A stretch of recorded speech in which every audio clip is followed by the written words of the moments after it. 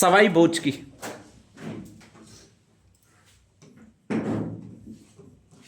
हत्या कर दी थी।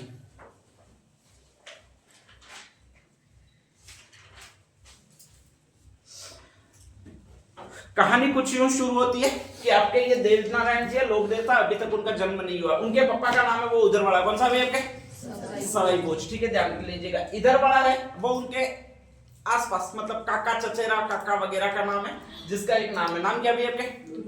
राजा दुर्जनशाल। ठीक है, चचेरा काका वगैरह है, तो ऐसी कंडीशन में दोनों के गोत्र अलग अलग है, बाकी एक ही परिवार से ये दोनों संबंधित है। स्पेशली ये अजमेर का रहने वाला, वो उधर वाला रहने वाला है, वो आपके स्पेशली आसिन भीलवाड़ा का रहने वाला। दोनों ही राज परिवारों से संबंधित है, मतलब दोनों ठाकुर है। ठीक है, एक गुर्जर राज परिवार है, एक बगड़ावत वंशीय नागवंशीय गुर्जर और कहलाते हैं बगड़ावत, उस परिवार से संबंधित है। ठीक है, ध्यान रख लीजिएगा। दोनों ही दोस्त है।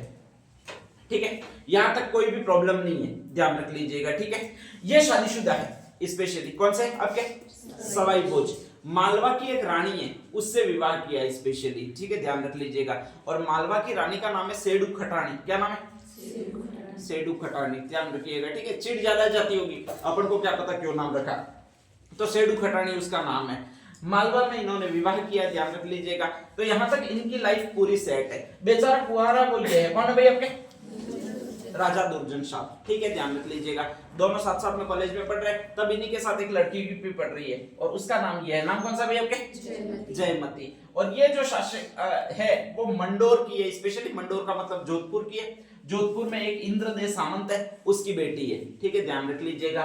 इसको पसंद करते हैं, वो ये करते हैं। कौन करते हैं आपके? राजा दुर्जनशाल करते हैं। लव लेटर लिखते हैं, लव लेटर लेकर जाता है वो लेकर जाता है। कौन लेकर जाता है? सवाई भोज। भाई बिचौलिया होता है बीच में, जिसको दलाल अपन बोलते हैं, ब्रोकर, तो वो लेकर जाता है स्पेशली। और ये कहता है कि इसको यार दिया मेरी तरफ से, मैं इसको पसंद करता हूँ, शादी करना चाहता हूँ। ठीक है, ध्यान रख लीजिएगा। लास्ट में इसका नाम लिखा होता है, बाय बी लव्ड बाय राजा दुर्जनशाल, वो मिटा देते हैं और उसकी जगह अपना नाम लिख देते हैं। कौन सा नाम लिख देते हैं? बाकी शायरी में लिखा होता नहीं है कुछ, ध्यान रख लीजिएगा। तो ऐसी कंडीशन में कहा जाता है कि ये तो सोच रहा है कि मेरी शादी होगी, वो किससे होगी भैया आपके? जयमती से होगी। खर्चा पूरा ये कर रहा है। ठीक है, ध्यान रख लीजिएगा। आने जाने का खर्चा इसको दे रहा है, पेप्सी पीने के भी बेचारे को पैसे दे रहा है, और उठ पटांग वो आदमी। और इसको विश्वास ज्यादा है क्योंकि उसकी शादी हो चुकी होती है, कोई दिक्कत होती नहीं है। ठीक है, ध्यान रख लीजिएगा। तो ऐसी कंडीशन में उसको विश्वास ज्यादा ही होता है, और दोस्त को दोस्त के पर विश्वास ज्यादा होता है, करना नहीं चाहिए कभी भी। ठीक है, ध्यान रख लीजिएगा। दोस्त महाआर्य भी होते हैं। तो ऐसी कंडीशन में कहा जाता है कि आपके ये राजा दुर्जनशाल है, उसको विश्वास बहुत ज्यादा सवाई भोज पर है। सवाई भोज अपनी ही भविष्य सुधारने में लगा हुआ है। ठीक है, ध्यान रख लीजिएगा।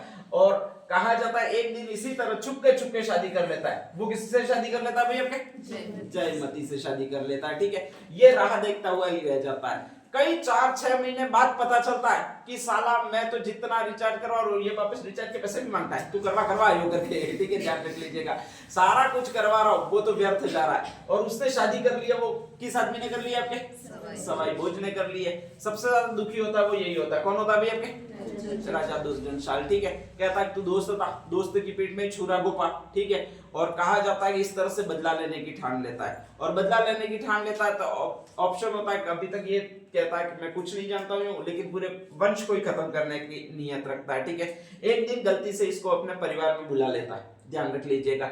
जाति नहीं है, सॉरी, ये भी जाती है, कुछ सूलो वगैरह होती है, और ये भी जाती है, और वहां पर भी भोजन में जहर वगैरह मिलाकर खिला दिया जाता है। ठीक है, ध्यान रख लीजिएगा। सवाई भोज को भी खिला दिया जाता है। किसको खिला दिया जाता है आपके? जयमती को भी खिला दिया जाता है। दोनों को नहीं रहने दूंगा। ठीक है, तो इस कंडीशन में दोनों मर जाते हैं। उनकी पत्नी, पहली पत्नी होती है, वो गर्भवती होती है, और उसका नाम सेडू खटानी बताया मैंने। कौन सा बताया भाई आपके? सेडू खटानी बताया।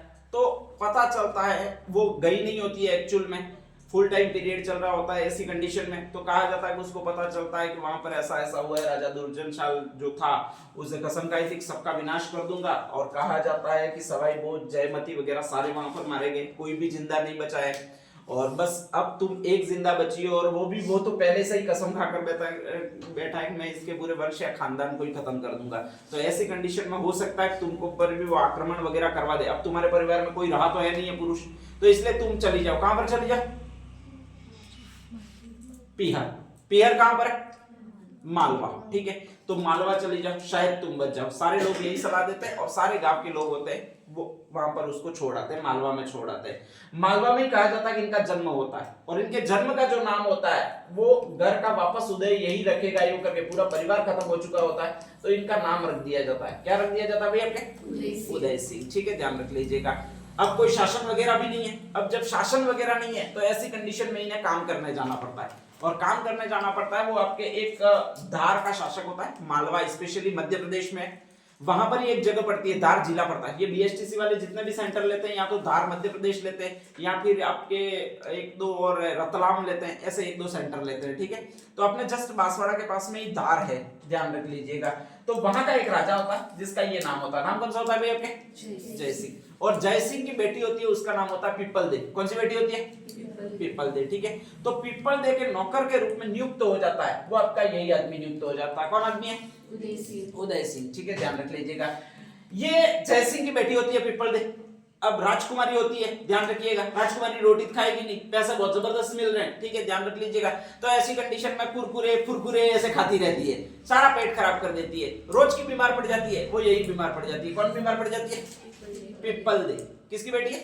जय सिंह की बेटी है, ठीक है, ध्यान रख लीजिएगा। इसको बेचारे को कभी ना तो कुरकुरे मिलता, ताकता भी रहता है लेकिन प्रॉब्लम है कि मिलते भी नहीं है, ठीक है, ध्यान रख लीजिएगा। और मम्मी ऊपर से कभी बीमार नहीं पड़े यो करके एक गिलास रोज नीम के कड़वों पत्तों का रस पिला देती है, ठीक है, ध्यान रख लीजिएगा। खुन्नस खाया हुआ बहुत आदमी है। कौन सा आदमी है भी आपके? उदय सिंह, ठीक है। रोज की वो तकाती भी है, एक भी कुरकुरा देती भी नहीं है और रोज दाबेली बड़ा पाव वगैरह खाती रहती है, ये चूसती रहती है पीपल दे, ठीक है, ध्यान रख लीजिएगा। बहुत मोटी हो जाती है, ध्यान रख लीजिएगा, ठीक है। अब ऐसी कंडीशन में रोज की इसको तकाती है तो इसको गुस्सा भी आता है और थोड़ी समझ भी विकसित होने लग जाती है। जैसे ही बड़ा होता है कहता है कि मैं इसका इलाज कर सकता हूँ, ये तुम्हारी रोज बीमार रहती है, मैं इसका इलाज कर सकता हूँ। जैसे कि इसको खुली छूट दे देता है कि तू चाहे जैसे भी कर, इसका इलाज कर, रोज की ये परेशानी करती रहती है, कहाँ हॉस्पिटलों में दौड़ता रहूं। अब मम्मी का सिखाया हुआ उपचार तो होता ही है, क्या करना? हाँ, सुबह सुबह में एकदम कड़वा ठीक है, ध्यान रखिएगा, नीम के पत्ते लाने, निकालना है रस, ठीक है, एकदम सांद्र निकालना है गाढ़ा और फिर पिलाना है। किसको पिलाना? पीपल देखो। मास्टर तो यही होता है, जय सिंह ने कहा हुआ होता है, कोई रोकने वाला नहीं होता है, ठीक है। और साला ऊपर गिर के नाक बंद करके पिला देता है, इतना खतरनाक आदमी होता है। तो कहा जाता है कि रस पिलाता है, स्पेशली किसका रस पिलाता है आपके? नीम का रस पिलाता है। नीम का रस सर्वोत्कृष्ट औषधि है, आप भी पियोगे तो कभी बीमार नहीं पड़ोगे, बुखार तो दूर दूर तक नहीं आएगा, ठीक है, ध्यान रख लीजिएगा। मलेरिया का मादा एनोफिलीज आपको काटेगा ही नहीं, ये नीम का रस नहीं पीते और शक्कर खाते हो इसलिए वो काटता है। बाकी अगर कोई भी नीम का रस पी लेगा या रोज पिएगा तो स्पेशली ये मच्छर काटना आपको बंद हो जाएंगे, ठीक है, ध्यान रख लीजिएगा। क्योंकि अभी तो आपकी नसों में खून आ रहा है और वो भी ग्लूकोज वाला आ रहा है, तो वो सोच रहा है कि मेरे को बोतल चढ़ रही है, यूं करके काटता है, ठीक है। जैसे ये रस पी लोगे इसके बाद वो आएगा, रस ही आएगा उसमें भी टेस्ट बिगड़ जाएगा तो नहीं काटेगा, ध्यान रखिएगा। धीरे धीरे ये कहा जाता है कि ठीक होनी शुरू हो जाती है। कौन शुरू हो जाती है भाई आपके? People they. पहले बहुत बीमार रही है, बहुत जबरदस्त बीमार रही है, अचानक ठीक होनी शुरू हो जाती है। ठीक होनी शुरू होती है तो कहा जाता है, जय सिंह कहता है कि बहुत ज्यादा खुश हो जाता है, कहता है कि तूने मेरी बेटी का इलाज कर दिया, मांग तुझे क्या चाहिए। अब मांग तुझे क्या चाहिए ऐसा जैसा ही बोलता है तो वो कहता है कि आपकी बेटी चाहिए यार अपन ने ठीक किया, सब कुछ अपन ने किया और दूसरों को क्यों दे, ठीक है, ध्यान रख लीजिएगा। कहीं न कहीं जय सिंह को भी लग जाता है कि इतनी ज्यादा माथापोड़ी अगर कोई आदमी कर सकता है इसके पीछे तो वो कौन कर सकता है भाई आपके? उदय सिंह। भाभी ये आदमी कभी बाबू बोल दे, सोना बोल दे, ऐसा थोड़ा होता है नाक पकड़ के फिर रस पिलाने के लिए पीयू करके बेकार लगता है, ठीक है, ध्यान रख लीजिएगा। तो ऐसी कंडीशन में कहा जाता है कि इस उदय सिंह की शादी हो जाती है। किससे हो जाती है भाई आपके? जय सिंह की पुत्री कौन है? पीपल दे, उससे शादी हो जाती है, ध्यान रख लीजिएगा।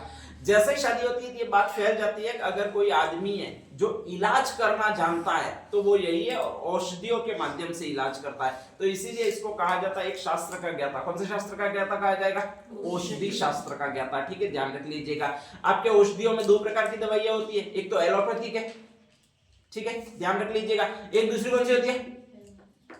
अरे दूसरी दवाइयां कौन सी होती है? अरे आप कौन सी खाते हो? एक तो एलोपैथिक खाते होंगे, दूसरी चलो दूसरे हम खाते ही सिर्फ एलोपैथिक खा के बैठे रहते हैं, पैरासिटामोल। आयुर्वेदिक दवाइयां होती है, कौन सी होती है? आयुर्वेदिक दवाइयाँ होती है, ठीक है। कहा जाता है आयुर्वेद का जो ज्ञाता कहलाता है उस समय वो यही आदमी कहलाता है आपके, स्पेशली कौन कहलाता है भाई आपके, उदय सिंह कहलाता है, ध्यान रख लीजिएगा, ठीक है।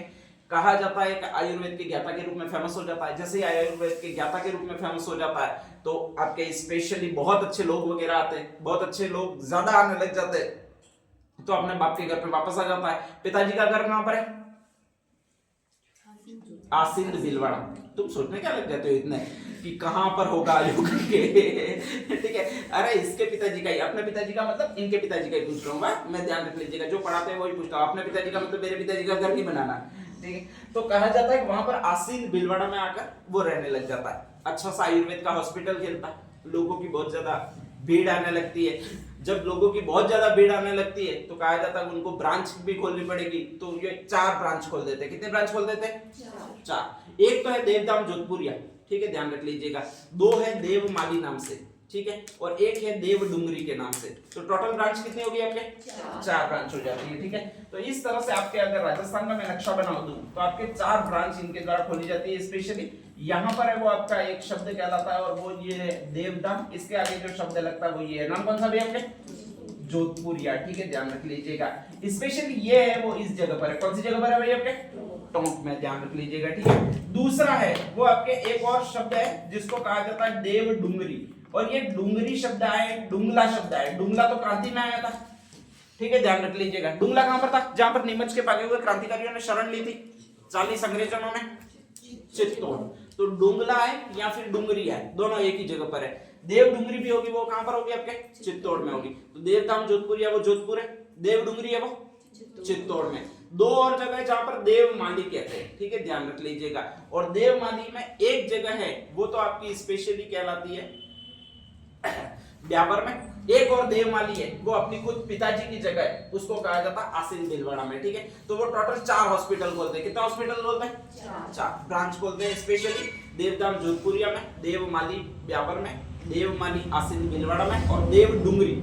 स्पेशली 2 आपको याद रखना है, एक तो देवधाम जोधपुरिया याद रखना है, एक देव डुंगरी याद रखना है। डुंगरी डुंगला से याद रखना है, वो चित्तौड़ रहेगी। देवधाम जोधपुरिया अलग से याद रखना है, कहां पर होगा, टोंक में होगा, ठीक है, ध्यान रख लीजिएगा। यहाँ पर आकर वो इलाज करते हैं। जैसे इलाज करते हैं पता चलता है धीरे धीरे बात पहुंचती है। बात किस तक पहुंचती है भाई आपके, राजा दुर्जनशाल तक पहुंचती है, ठीक है, ध्यान रख लीजिएगा।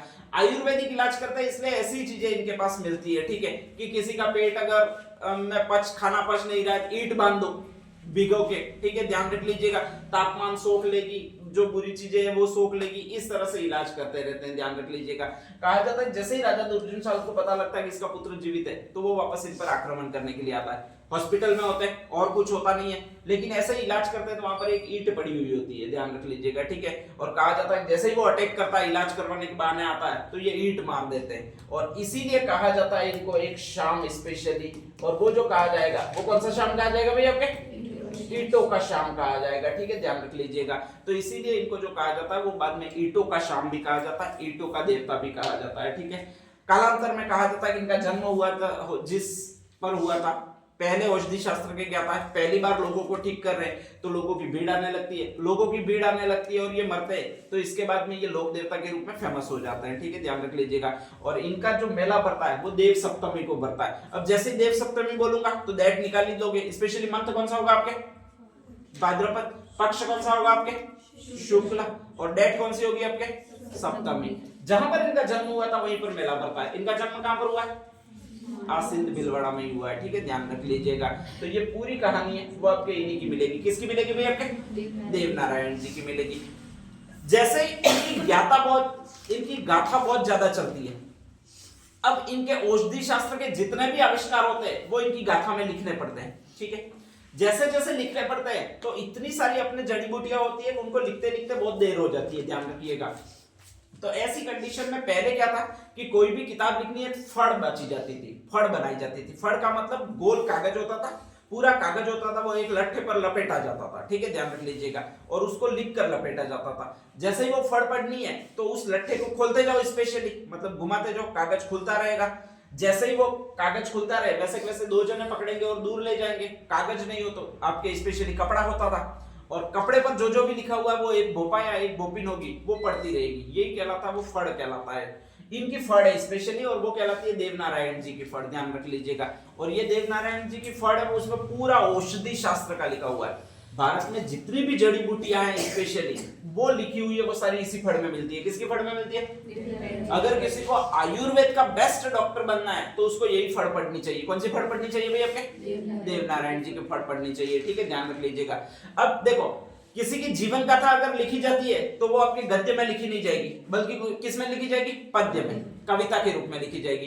तो जितनी भी फड़े मिलेगी वो स्पेशली पद्य में ही लिखी जाएगी, उनका स्पेशली गायन किया जाएगा। इसके बाद भोपा या भोपिन द्वारा उसका अर्थ समझाया जाएगा। सेम टू सेम इनका भी होता है। बाकी सारों की जीवनी लिखी है, इसलिए बहुत छोटी छोटी फड़ है। इनकी जीवनी के साथ साथ सारी जड़ी बूटियों का वर्णन लिखा हुआ है, इसलिए बहुत बड़ी फड़ बन जाती है, ठीक है, ध्यान रख लीजिएगा। अगर हर रोज आप 3 पहर का मतलब आप 3-3 घंटे पढ़ो, ठीक है, पर डे, तो भी इस फड़ को पढ़ने में लगभग 6 महीने लगते हैं। इतनी उसमें औषधियां, जड़ी बूटियां वगैरह लिखी हुई है, ध्यान रख लीजिएगा, ठीक है। और इसीलिए आपका एक प्रश्न आता है सबसे लंबी फड़ किसकी है? तो सबसे लंबी फड़ किसकी होगी भाई? आपके देवनारायण जी की होगी, ध्यान रख लीजिएगा, ठीक है। बहुत ज्यादा लंबी है, इतनी ज्यादा लंबी है पूछो मत, ध्यान रख लीजिएगा। सबसे ज्यादा लंबा टाइम लगेगा वो इसी फड़ को पढ़ने में लगेगा, ध्यान रख लीजिएगा। अब 3 घंटे तक रेगुलर फड़ को पढ़ना है तो इसके लिए ऐसा अटेंशन वाला वाद्य यंत्र चाहिए जो बहुत ज्यादा लोगों का ध्यान आकर्षित कर सके। और ऐसा अटेंशन वाला वाद्य यंत्र होता है आपका, वो ये होता है। कौन सा वाद्य यंत्र होता है भैया? जंतर। तो देवनारायण जी की जो फड़ बाची जाती है वो कौन से वाद्य यंत्र के साथ बाची जाती है? कभी भी आ जाए, जंतर के साथ बाची जाती है, ध्यान रख लीजिएगा। बहुत लंबी फड़ है तो मतलब हिस्टोरिकल है, और हिस्टोरिकल है ऐसी कंडीशन में इस पर डाक टिकट जारी करना पड़ेगा अपन को। तो पहली ऐसी फड़ जिस पर डाक टिकट जारी किया गया है वो कौन सी है? तो आपके कौन सी कहलाएगी? आपके देवनारायण जी। 1992 में इस पर डाक टिकट जारी किया गया है, ठीक है, ध्यान रख लीजिएगा। तो ये कुछ पॉइंट्स हैं जो आपको देवनारायण जी के बारे में ध्यान रखना है। नेक्स्ट स्लाइड डाल दीजिएगा देवनारायण जी।